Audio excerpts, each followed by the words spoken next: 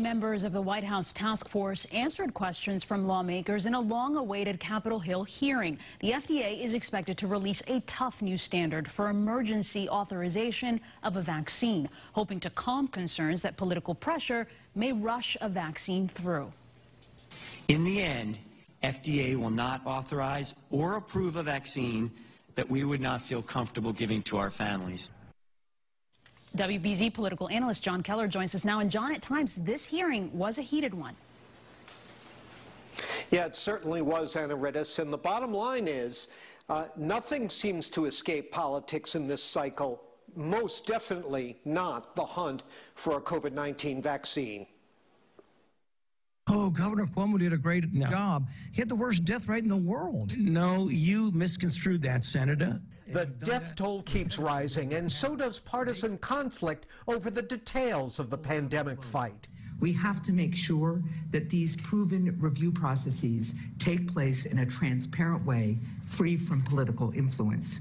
And even as the nation's top scientists vowed today to be totally transparent and shun political pressure from the president or anyone else, the approach from some senators at this hearing was trust but verify.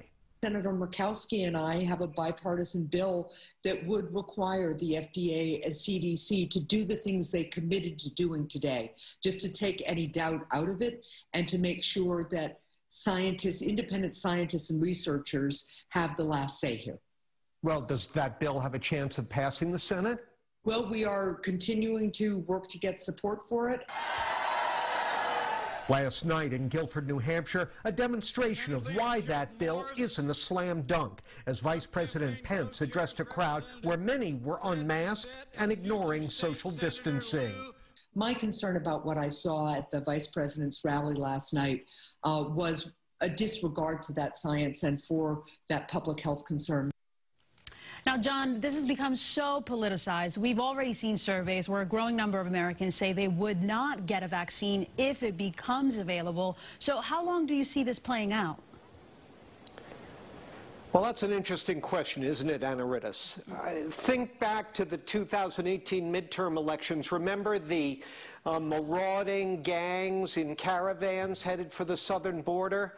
The day after the election, they seemed to just vanish. When was the last time you heard about that? But the coronavirus is a very different issue altogether. And I think while the outcome on November 3rd will certainly have an impact on the politicization of this, it's hard to tell what that might be. Would a defeated Donald Trump immediately sort of become a president in exile and keep weighing in on this and on his claims about the deep state and so forth?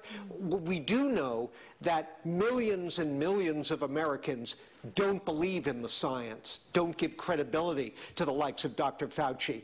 And it's hard to see how that's just going to magically change overnight when we do get a result. Anna Rittis? All right, John Keller, thank you so much for your insight.